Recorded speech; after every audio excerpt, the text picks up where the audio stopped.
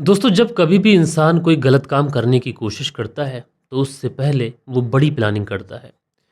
लेकिन कोई भी इंसान गलत काम करने से पहले कितनी भी बड़ी प्लानिंग कर ले और जब वो गलत काम करता है तो कोई ना कोई ऐसा सबूत छोड़ देता है जिसकी वजह से वो पुलिस से ज़्यादा दिनों तक बच नहीं पाता। यानी वो एक ना एक दिन सलाखों के पीछे पहुंचता ज़रूर है। आज की कहानी के अंदर भी एक व्यक्ति की बड़ी ही साजिश के तहत हत्या करती जाती है, लेकिन जब पुलिस उस पूरे केस का खुलासा करती है, इन्वेस्टिगेशन करती है, तो महज 24 से 48 घंटों के अंदर ही ये जो कातिल होता है ये सलाखों के पीछे पहुंचता है। लेकिन कत्ल करने के पीछे की जो वजह ये कातिल बताता है, उसे सुनने के बाद में हर कोई हैरान हो जाता है। तो ये पूरी कहानी सिलसिलेवार तरीके से मैं आप लोग को सुनाऊंगा। आप लोग वीडियो में बस अंत तक बने रहिएगा। रात के 8 बज चुके हैं। मैं हूं आप सभी का अपना शावेज मलिक और हाजिर हूं आप लोग के सामने फिर से एक क्राइम की कहानी को लेके, एक क्राइम की घटना को लेके। तो चलते हैं, फिर सीधा इस कहानी का रुख करते हैं। आज की कहानी की बात करें तो आज की कहानी की असल में शुरुआत होती है उत्तर प्रदेश से। और इसी उत्तर प्रदेश के अंदर एक ज़िला लगता है बिजनौर ज़िला। ये जो बिजनौर ज़िला है, इसी बिजनौर ज़िले के अंतर्गत एक थाना आता है रामपुर थाना। और इसी रामपुर थाने के अंतर्गत एक छोटा सा गांव है आसा गांव। और इसी आसा गांव में रहने वाला अमित शर्मा, बात कर रहा हूं मैं 29 अप्रैल साल 2025 की। सुबह के तकरीबन 6 से 7 बजे के आसपास का समय था। अमित शर्मा भी अपने किसी काम से बाहर के लिए निकला था। लेकिन जैसे ही अमित शर्मा रोड के किनारे से जा रहा होता है, इसकी नज़र झाड़ियों में एक डेड बॉडी पर पड़ती है। अमित शर्मा उस झाड़ियों में उस डेड बॉडी को देखता है। देखते ही देखते इस बात की खबर पूरे गांव के अंदर चल जाती है। उसके बाद में जो लोग वहां पर मौजूद होते हैं, अमित शर्मा होता है, ये सारे लोग मिलकर रामपुर थाने में फ़ोन कर देते हैं। कुछ ही देर के बाद में रामपुर थाने की जो पुलिस होती है ये घटना स्थल पर पहुंच जाती है। पुलिस जब घटना स्थल पर पहुंचती है तो जब तक वहां पर लोगों की एक भीड़ जमा हो चुकी थी, पुलिस उसके बाद में उस डेड बॉडी को अपनी कस्टडी में लेती है। जो डेड बॉडी थी, देखने से ऐसा लग रहा था कि 34 से 35 वर्ष का ये व्यक्ति रहा होगा। और इसके जिस्म पर गोली लगने का निशान साफ दिखाई पड़ रहा है। यानी जो हत्या की गई है वो इस व्यक्ति को गोली मार कर की गई है। लिहाजा उसके बाद में पुलिस डेड बॉडी को पोस्टमार्टम के लिए तो भेज चुकी थी, लेकिन सबसे बड़ा सवाल ये था कि आखिरकार ये मरने वाला व्यक्ति कौन है। क्योंकि मरने वाले व्यक्ति की अगर पहचान हो जाती है तो फिर पुलिस को कातिल तक पहुंचना और ज़्यादा आसान हो जाता है।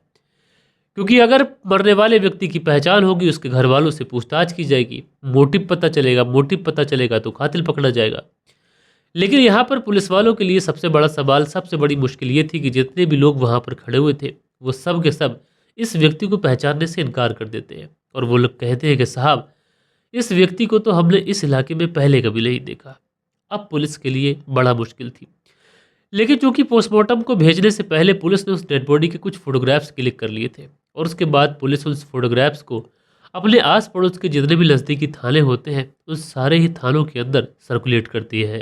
क्योंकि दोस्तों, पुलिस को घटना स्थल से ना तो कोई ऐसा सबूत मिला था जिस डेड बॉडी की शिनाख्त हो सके, ना कोई ऐसा प्रूफ के तौर पे कोई डॉक्यूमेंट मिला था जिस पे इस व्यक्ति का नाम या फिर पता लिखा हो। क्योंकि पुलिस को उम्मीद सिर्फ एक ही जगह से थी कि हो सकता है कि आस पड़ोस के किसी थाने के अंदर कहीं पर कोई मिसिंग कंप्लेंट दर्ज कराई गई हो।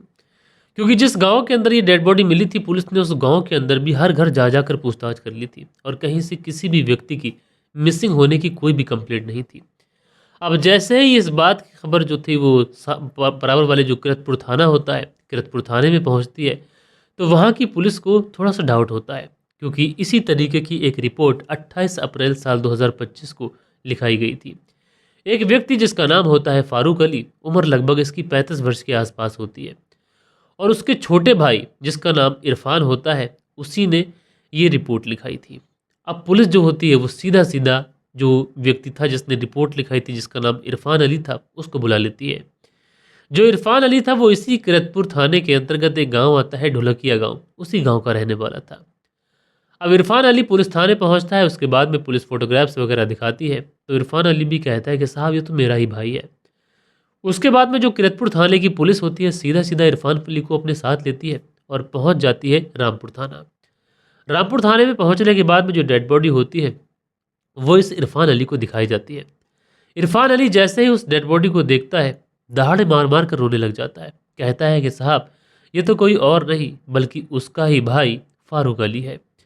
अब जैसे ही पुलिस को यह पता चलता है कि डेड बॉडी की शिनाख्त हो चुकी है, मरने वाला व्यक्ति जिसका नाम फारूक अली है और इसकी उम्र लगभग 35 वर्ष के आसपास है और उसका सगा भाई ही ये शिनाख्त कर रहा है। लिहाजा फिर क्या थी कि फारूक अली का जो भाई इरफान अली था उसी की तहरीर पर हत्या का केस दर्ज किया जाता है।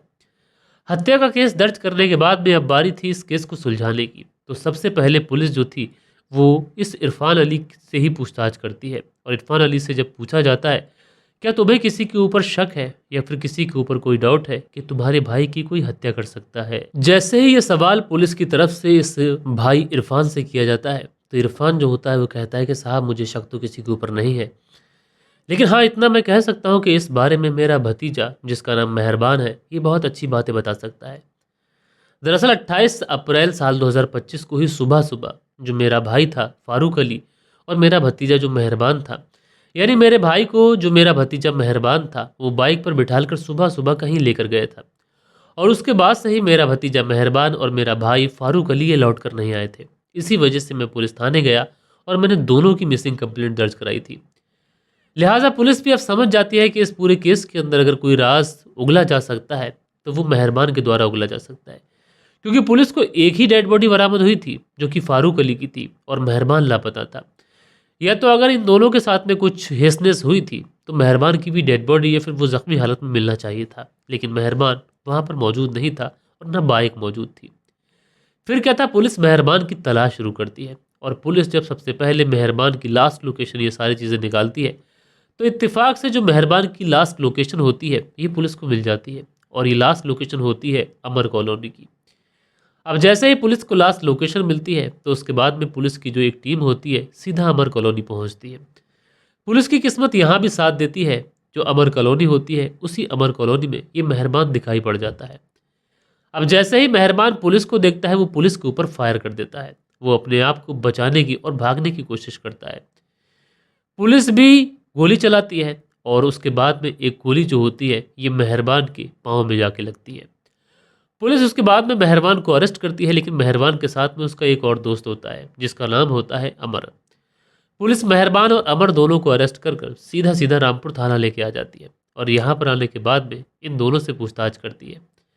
अब चूंकि मेहरबान भी समझ चुका था कि यहाँ पर झूठ बोलने का कोई फ़ायदा नहीं है, इसलिए मेहरबान भी सारी सच्चाई बताता है और जो सच्चाई ये बताता है उस सच्चाई के हिसाब से जो फारूक अली था जिसकी हत्या हो चुकी है उसकी शादी 5 साल पहले अमरीन नाम की महिला से होती है।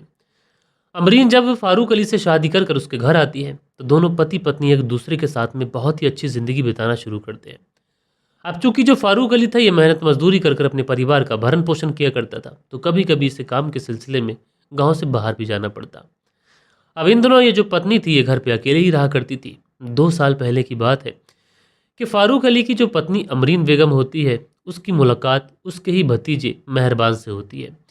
अमरीन देखने में बेहद ही खूबसूरत थी, दूसरी तरफ जो मेहरबान था ये भी जवान था।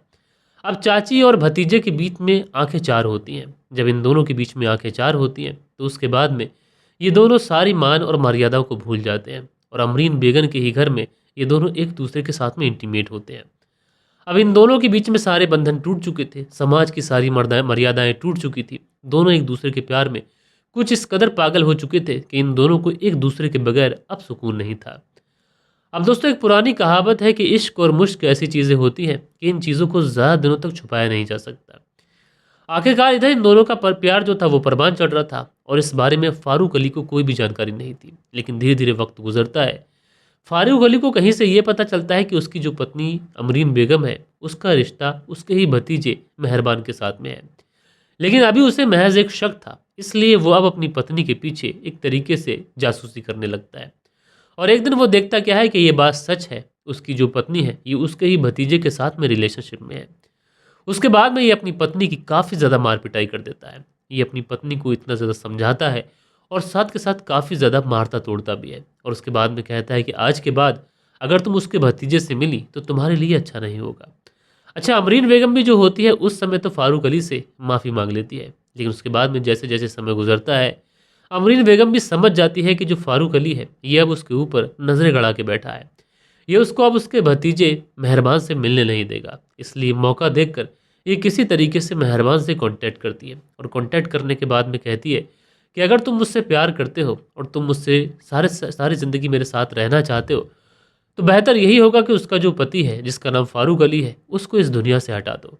अब मेहरबान जब ये बात सुनता है, वो तुरंत तैयार हो जाता है और उसके बाद में 28 अप्रैल साल 2025 को सुबह के तकरीबन 8 से 9 बजे के आसपास ये अपने चाचा फारूक अली के पास आता है और उसके बाद में कहता है कि चाचा, मुझे तुमसे कुछ ज़रूरी बात करनी है, लेकिन ये ज़रूरी बात मैं यहाँ पर नहीं कर सकता। तुम मेरे साथ बाइक पर बैठो, मैं तुम्हें जल्दी वापस छोड़ दूंगा। अच्छा, जो फारूक अली होता है ये तुरंत अपने भतीजे मेहरबान के साथ बैठ जाता है। गाड़ी थोड़ी दूर तक चलती है। उसके बाद में मेहरबान जो होता है ये अपने एक दोस्त जिसका नाम अमर होता है उसको भी अपने पास बिठा लेता है और उसके बाद में गाड़ी चलती जाती है और ये पहुंच जाती है रामपुर थाना। रामपुर थाने के अंतर्गत जो गांव आता है आसा गांव, यहीं पर गाड़ी रुकती है और उसके बाद में ये जो मेहरबान था ये अपने चाचा फारूक अली से लड़ाई झगड़ा करने लग जाता है। अब जब इन दोनों के बीच में झगड़ा होता है तो उसी समय ये जो मेहरबान था ये अपने पास से वो पिस्टल निकालता है जो ये प्लान के तहत लेके गया था और उसके बाद अपने चाचा के ऊपर फायर कर देता है। जैसे ही फारूक अली को गोली लगती है वो मौके पे ही ढेर हो जाता है, उसकी मौके पे ही मौत हो जाती है। उसके बाद में ये मेहरबान अपने चाचा की डेड बॉडी को वहीं पर झाड़ियों में छिपाता है और वहाँ से 9-2-11 हो जाता है। वाकई दोस्तों, जब ये पूरी कहानी पुलिस को बताता है मेहरबान, तो पुलिस भी हैरान हो जाती है और यहाँ पर चाची और भतीजे ने कुछ इस तरीके से रिश्ते को कलंकित किया कि आप लोग सोचने और समझने पर मजबूर हो जाएंगे। बहरहाल दोस्तों, आप लोग इस कहानी के ऊपर अपनी राय ज़रूर से ज़रूर दीजिएगा और यहाँ पर मेहरबान की ही तहरीर पर ये जो अमरीन थी उसको भी गिरफ्तार किया जाता है। दोनों को कोर्ट भेजा जाता है और वहाँ से इन्हें जेल भेज दिया जाता है। राय कमेंट्स में दीजिएगा। बाकी मिलेंगे कल के दिन किसी और स्टोरी के साथ में। जब तक के लिए अपना ख्याल रखिएगा, देश का ख्याल रखिएगा, परिवार के रिश्तों की अहमियत को समझिएगा। जय हिंद, जय भारत।